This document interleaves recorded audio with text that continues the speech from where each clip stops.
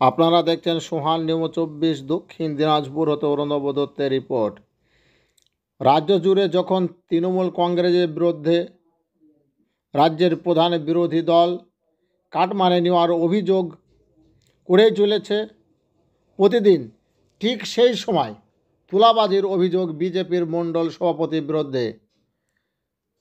কাউকে ঘর দেওয়ার, আবার কাউকে রেলের কাজ দেওয়ার নাম করে তুলাবাজি। কাঠগড়ায় বিজেপির মণ্ডল সভাপতি।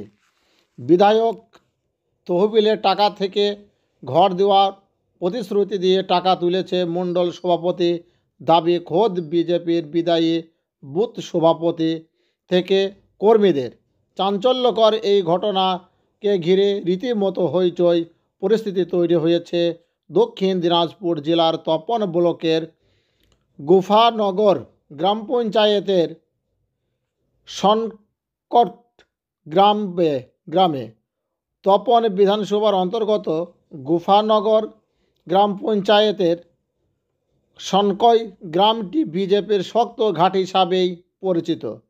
যে বুথটি দীর্ঘদিন ধরে সামলে আসছিলেন স্বপন শীল নামে এক যুবক, যিনি ওই এলাকার বিজেপির বুথ সভাপতি হিসাবে পরিচিত ছিলেন। কিন্তু মাত্র কয়েকদিন আগে তাকে ওই পদ থেকে সরিয়ে দেওয়া হয়। স্বপন শীলের অভিযোগ, এলাকার মণ্ডল সভাপতি কবিরাজ বাক্সের বিধায়ক তহবিল থেকে ঘর প্রদান করা হবে এই মর্মে এলাকার কিছু বিজেপি লোকের কাছ থেকে টাকা তুলেছেন বলে শুনেছেন। কারো কাছ থেকে 5,000 টাকা, তাও কারো কাছে গিয়ে কমে 2,000 টাকায় পৌঁছায়। বিদায়ী বুথ সভাপতির অভিযোগ, ঘর তো দূরের কথা, আজ অবধি কোনো সরকারি সাহায্য পাননি বিজেপির কর্মীরা। শুধু তাই নয়, তারা আরও দাবি রেলে কাজ করে দেওয়ার নাম করে তার কাছ থেকে 30,000 টাকা নিয়েছিলেন ওই মণ্ডল সভাপতি, যদিও পরে কিছুটা চাপে পড়ে তা ফেরত দিতে বাধ্য হয়েছেন। এই অভিযোগ শুধু বিদায়ী বুথ সভাপতি স্বপন শীলের নয়, উৎপল বর্মনের পরিবারেরও, সব আরও বেশ কিছু পরিবারের লোকদের এই অভিযোগ। কবিরাজ বাক্সের নামে ওই মণ্ডল সভাপতির বিরুদ্ধে, যদিও এই সব অভিযোগ উড়িয়ে দিয়েছেন কবিরাজ বাক্সে। দাবি প্রতিহিংসা থেকে এই সব করা হচ্ছে। তিনি পুনরায় মণ্ডল সভাপতির নির্বাচিত হতেই এই সব মিথ্যা অভিযোগ তার বিরুদ্ধে আনা হচ্ছে। আপনারা দেখছেন সেই ছবি সোহান নিউজ 24-এ। দেখতে পাচ্ছেন ইনি সেই বুথ সভাপতি স্বপন শীলের ছবি আপনারা দেখতে পাচ্ছেন। আসুন এই বিষয়ে আর কে কি বলছেন আমরা তাদের মুখ থেকে শুনে নিই। তৃণমূল কংগ্রেসের প্রতিনিধি তিনি কি বলছেন আমরা শুনে নেব স্বপন শীল ও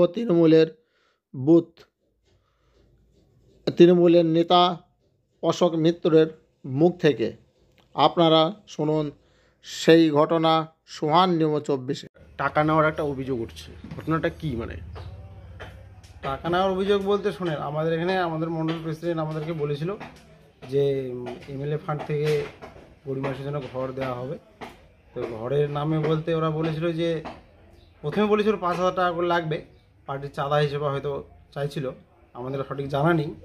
তবে আমাদের কিছু কিছু কর্মী যারা আছে তারা দিয়েছে, হয়তো 2-1 জন, আমি অতটা সঠিক জানি না, তবে দিয়েছে মনে হয় 2,000 টাকা করে হয়তো নিয়েছে। তারা কি ঘর পেয়েছে? না না না, কোনো ঘর টর পায়নি, টাকাও পায়নি, ঘরও পায়নি। আপনার কাছ থেকেও টাকা নেওয়া হয়েছিল বলে শুনতে পাচ্ছি।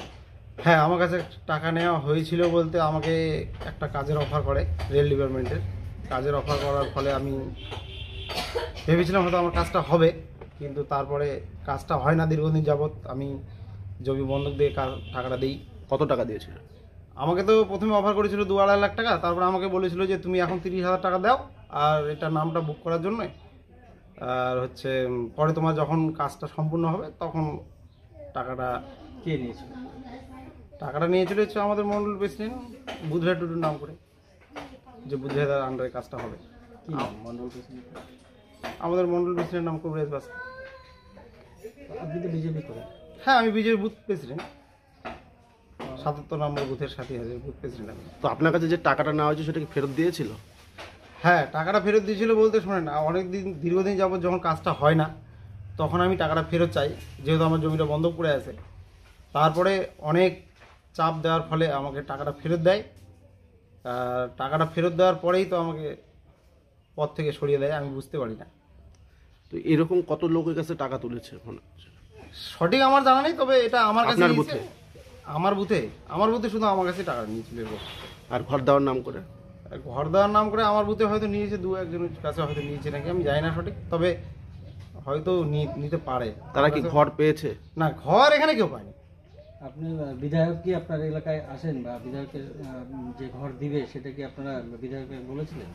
না, আমরা বিধায়কের কাছে তো যাইনি, আমাদের মন্ডল প্রেসিডেন্ট দ্বারাই সব কথা হয়, কারণ আমাদের পার্টির তো একটা প্রসিডিওর আছে, ধাপে ধাপে যেতে হয় না। আমরা মন্ডলকে বলবো, শক্তিবাবুকে বলতে পারি, আমাদের সঙ্গে তো বিধায়কের ওরকম হয়নি কথা কোনোদিনও। এখন আপনারা কি চাইছেন? আমরা চাইছি যে এই যে গরিব মানুষগুলোর কাছে টাকা পয়সা নিয়েছে, যে কথাগুলো আমরা শুনতে পাচ্ছি বা যারা বলেছে, আমি চাই আমাদের ঊর্ধ্বতন কর্মী যারা আছেন, ঊর্ধ্বতন জেলার কমিটি যারা আছে, তাদের দেখা উচিত এই গরিব মানুষগুলো টাকাগুলো ফেরত দেওয়া। আপনারা কি জেলাকে জানিয়েছেন বিষয়গুলি হয়তো আমরা এখনো জেলাকে জানাইনি, তবে জেলাকে জানাতে চেয়েছিলাম যে মানে আমরা যাবো জেলার কাছে, যে এগুলো হচ্ছে কেন, এরকম হচ্ছে কেন। তার আগে তো এইসব হয়ে যাচ্ছে। আপনার নাম? আমার স্বপন সিং। বুথ প্রেসিডেন্টের নাম কি, মানে এখানে বুথ যে মন্ডল প্রেসিডেন্ট? এখানকার মন্ডল প্রেসিডেন্টের নাম কবিরাজ বাসকে। উনি আছেন এখনো এবারে? তো হ্যাঁ, নতুন নাকি হয়েছেন শুনলাম। তপনের মণ্ডল সভাপতি কবিরাজ বাসকে তার এগেনস্টে অভিযোগ করছে বিজেপির কর্মীরাই যে তাদেরকে বিধায়ক কোটার ঘর পাইয়ে দেওয়া হবে, তার জন্য 2,000-5,000 করে নেওয়া হচ্ছে, রেলে কাজ করে দেওয়া হবে, তার জন্য টাকা নেওয়া হচ্ছে। কি বলবেন বিষয়টি? দেখুন, বিজেপি দলটা এমন একটা দল যারা সবসময় আপনার মানুষে বিভেদ, ধর্মে ধর্মে বিভেদ, এই সকল কালচারে তারা বিশ্বাসী। এটা সবসময় আমরা বলে থাকি, এবং সেই জায়গায় দাঁড়িয়ে বিজেপির যে কথাটা আপনি বললেন, যে তপনের যে কথাটা বললেন, শুধু তপন এটা নয়, আমাদের বালুরঘাটেও আমরা দেখেছি যে চকবিঘিতেও এর আগে যে পাট্টা করিয়ে দিবে না করে দেবে জন্য বিজেপি নেতারা নাকি টাকা তুলেছে, এই ধরনের একটা অভিযোগ আমাদের বালুরঘাটেও এসছে। আপনারা গতকালকেই সম্ভবত আপনি দেখেছেন যে গঙ্গারামপুরের যে বিধায়ক সত্যেনবাবু, উনি বলেছেন যে আপনার উনার দলের যারা দায়িত্বপ্রাপ্ত আছেন তার অমতে ব্লক সভাপতি নির্বাচন করেছেন। এটা উনাদের ঘরোয়া কোন্দল। আর এই ঘরোয়া কোন্দলগুলো আরও বেশি করে আপনারা জানতে পারবেন যত দিন গড়িয়ে আসছে 26-এর আসার আগে। দেখবেন উনাদের যে ঘর সামলানোর যে ব্যাপারটা, আজকে আমাদের যিনি বিজেপির রাজ্য সভাপতি তথা কেন্দ্রীয় মন্ত্রী সুকান্তবাবুর নিজের এটা গড় বলেন, তার নিজের গড়ে আজকে বিজেপিদের যে কোন্দল দেখা দিচ্ছেন, তো উনি তার ঘর সামলাবেন কিভাবে, তার নিজের জায়গায় এখন সামলাতে পারছেন না। তো স্বাভাবিকভাবে আগামী দিনে বাংলা সামলানোর ক্ষেত্রে 26কে কেন্দ্র করে তাদের মধ্যে যে দলীয় যে অন্তর যে কোন্দল, সেগুলোকে তারা নিজেরা এই যে ব্যাপারটাকে সামলাতেই তারা হিমশিম খাচ্ছেন। তারা অন্য দলের কথা বলেন, তারা তৃণমূল কংগ্রেসের কথা বলেন, তো এগুলোর মানুষ এখন দেখবেন, মানুষ জানতে পারছেন, মানুষ বুঝতে পারছেন যে বিজেপি কী কালচারে বিশ্বাসী। সেটাই এগুলো আপনাদের মাধ্যমে আরও বেশি করে মানুষ জানতে পারবেন আগামী দিনে।